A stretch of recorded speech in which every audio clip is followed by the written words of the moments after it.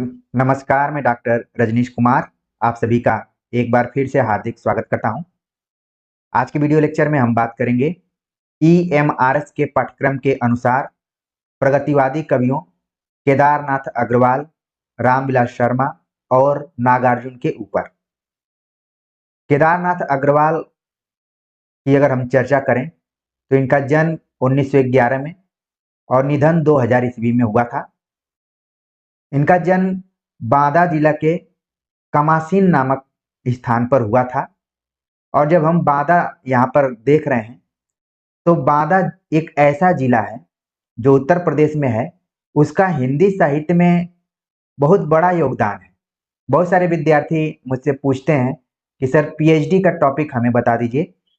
तो देखिए, आप केवल जरूरी नहीं है कि किसी रचना या रचनाकार के ऊपर ही पीएचडी करें, बल्कि आप स्थान को लेकर भी पीएचडी कर सकते हैं। अगर कोई स्थान बहुत ही साहित्यिक दृष्टिकोण से अपना योगदान दिया है तो उसी में बांदा जिला एक महत्वपूर्ण जिला है जहाँ से कई साहित्यकार निकले हुए हैं। चाहे हम भक्ति काल की बात करें, भक्ति काल में बहुत सारे कवि यहाँ से निकले और एक कवि तो बहुत ही फेमस रहे भक्ति काल की। आप सभी कमेंट्स करके बता सकते हैं कि मैं किस कवि की चर्चा करना चाहता हूं। एक कवि रीतिकाल में पैदा हुए जो कि बांदा जिले का नाम उन्होंने रोशन किया। और आप देख रहे हैं कि प्रगतिवादी कवियों के दौर में केदारनाथ अग्रवाल का संबंध भी बांदा से है। तो मैं चाहूंगा कि आप लोग अगर तैयारी अच्छे से कर रहे हैं तो भक्तिकालीन और रीतिकालीन उन दोनों कवियों का नाम जरूर आप बताइए जिनका संबंध बांदा से है। अब हम देखते हैं कि केदारनाथ अग्रवाल का जन्म बांदा जिला में तो हो गया, लेकिन ये करते क्या थे?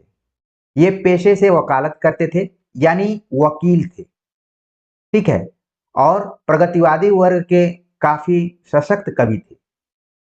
वकालत करते हुए इनका ध्यान समाज के शोषित तबकों, निम्न तबकों और दबे कुचले तबकों के तरफ जाता रहा है।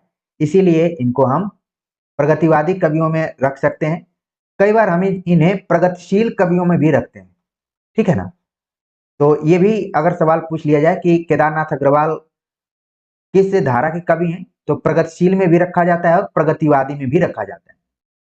अब आपके बहुत सारे विद्यार्थी हैं जिनके मन में बहुत सारा सवाल आता है और ये बहुत अच्छी बात है, क्योंकि मैं जब अपने बीए और एमए के बच्चों को पढ़ाता हूँ क्लास में, तो पहला मेरा यही फोकस रहता है कि विद्यार्थियों के मन में जिज्ञासा उत्पन्न हो, उनके मन में सवाल उठे।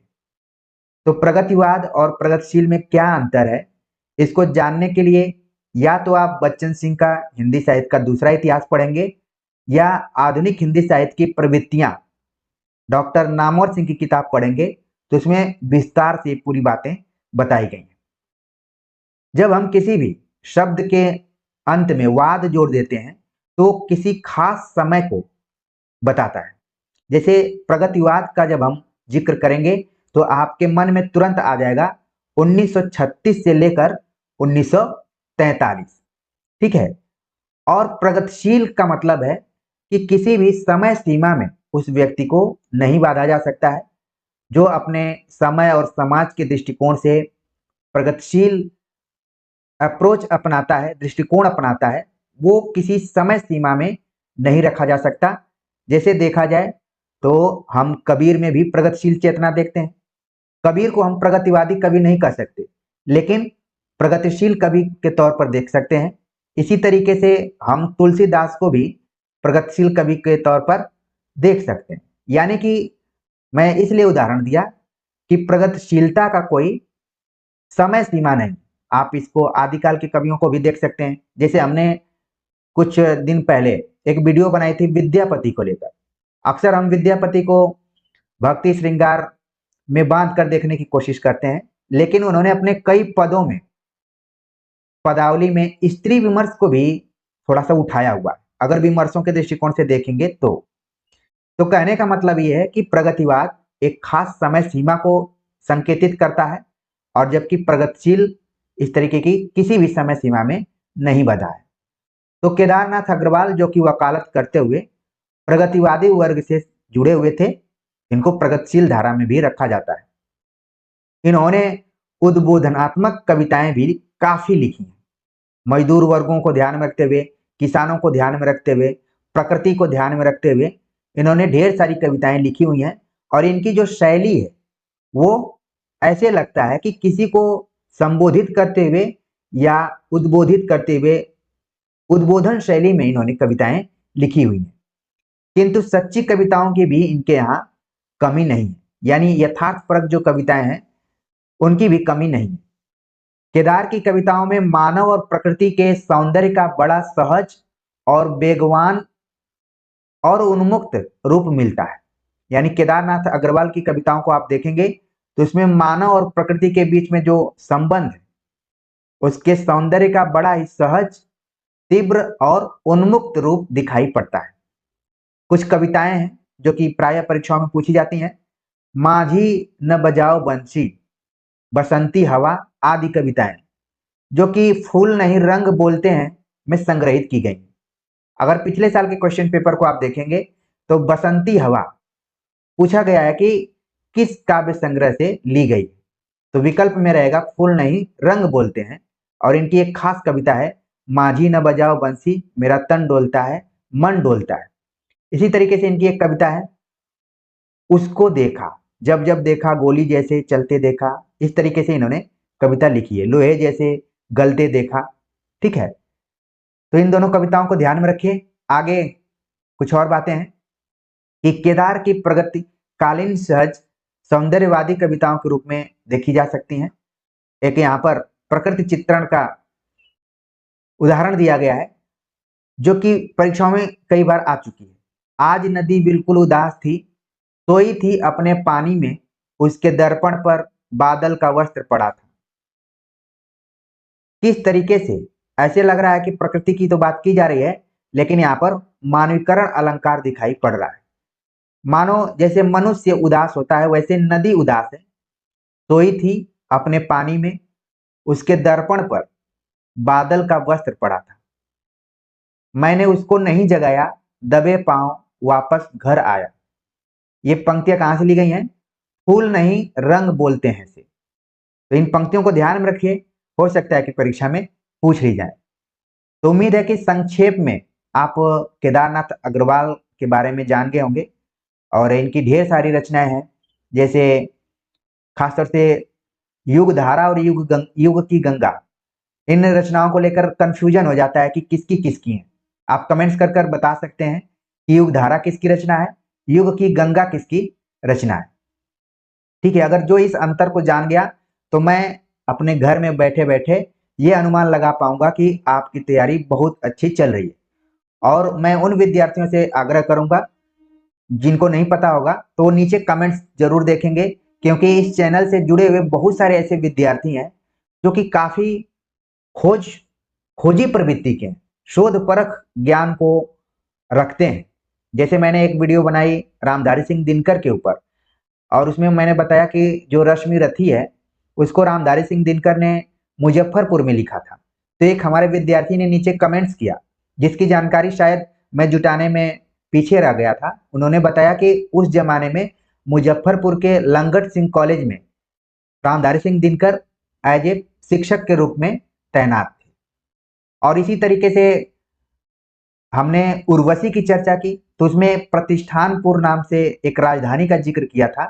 तो एक विद्यार्थी ने बताया कि जिस प्रतिष्ठानपुर की चर्चा आप कर रहे हैं उसे ही वर्तमान समय में झूंसी के नाम से जाना जाता है, जो कि इलाहाबाद में। जो भी इलाहाबाद में रहने वाले होंगे वो झूंसी इत्यादि को अच्छे से जानते होंगे कि कहाँ पर है। ठीक है, मैं तो दारागंज एक बार गया था एग्जाम देने, और एक टीटगंज है वहां पर गया, मुट्ठीगंज करके है मेरा सेंटर हुआ करता था। एक गोविंदपुर करके भी इलाहाबाद में है शायद, वहां पर भी मैं गया था। ठीक है ना, तो झूंसी का नाम हमने सुना हुआ है। तो कहने का मतलब ये है कि बहुत सारे विद्यार्थी जुड़े हुए हैं जो कि कमेंट्स बड़ा ही ज्ञान परख करते हैं। तो केदारनाथ अग्रवाल से आप परिचित हो गए होंगे। अब हम बात करते हैं अगले जो कवि हैं नागार्जुन। नागार्जुन पर वैसे हमने यूजीसी नेट के पाठ्यक्रम को ध्यान में रखते हुए विस्तार से बात की थी, इनकी कविताओं की व्याख्याएं भी की थी, लेकिन ईएमआरएस के पाठ्यक्रम में भी नागार्जुन लगे हुए हैं।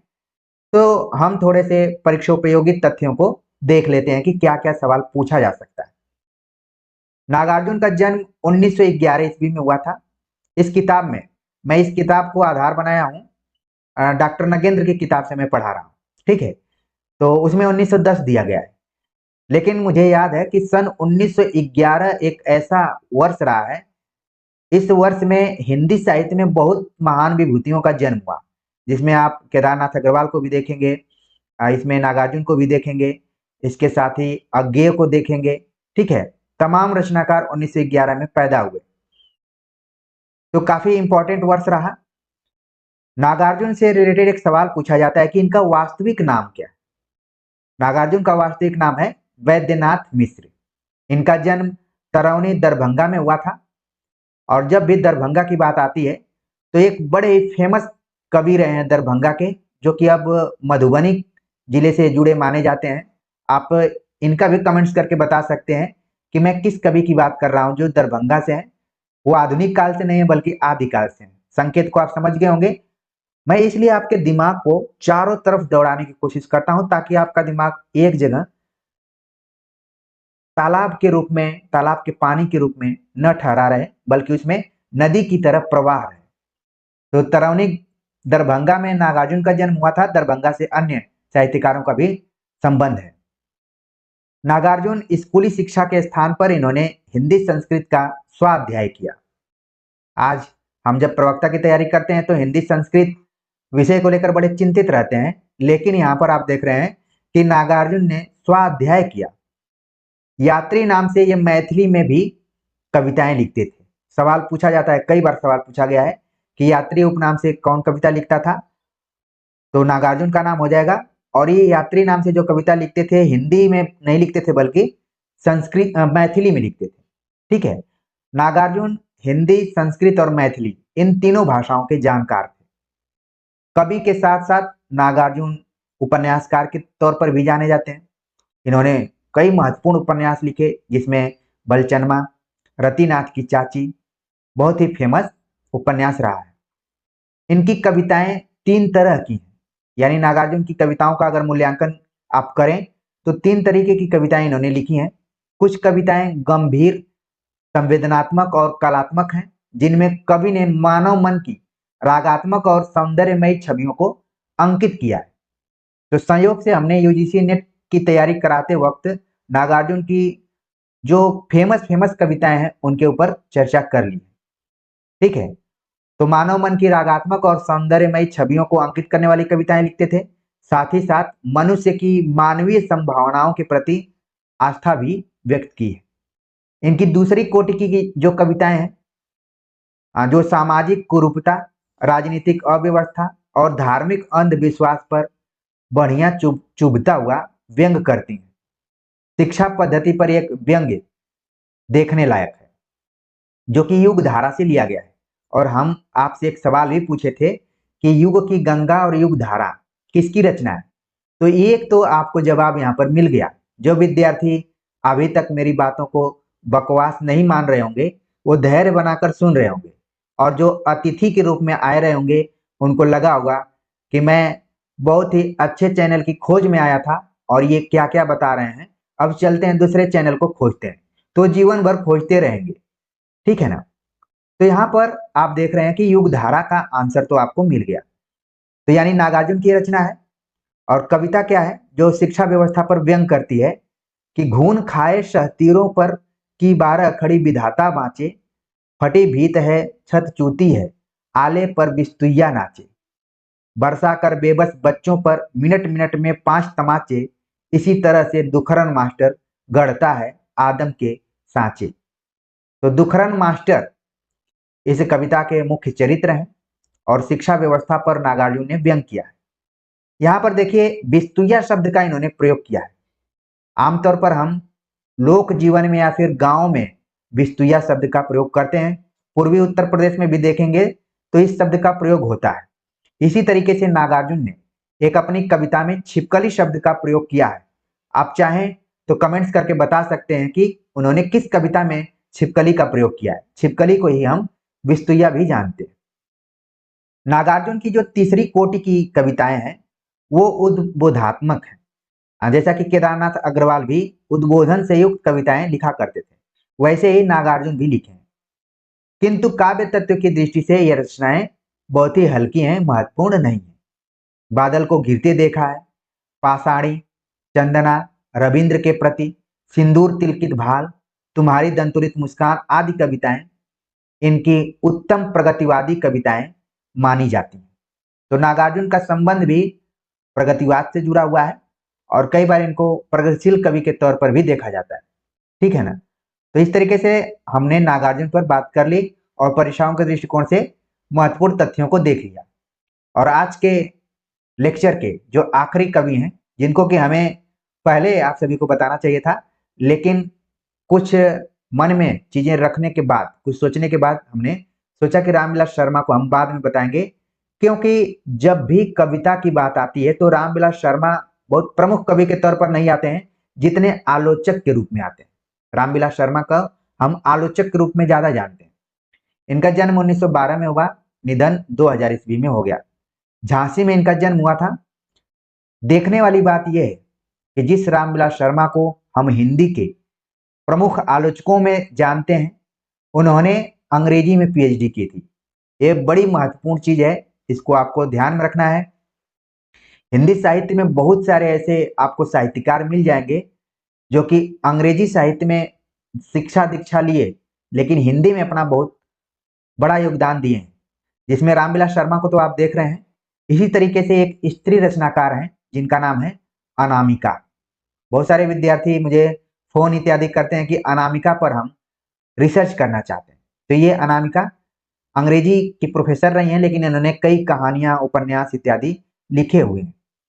रामविलास शर्मा जो अंग्रेजी के पीएचडी किए हुए थे, अंग्रेजी के प्रोफेसर थे, बलवंत राजपूत कॉलेज आगरा में अंग्रेजी के प्राध्यापक रहे और फिर के.एम. मुंशी हिंदी विद्यापीठ आगरा के निदेशक भी रहे। रामविलास शर्मा किसी विश्वविद्यालय में प्रोफेसर नहीं थे।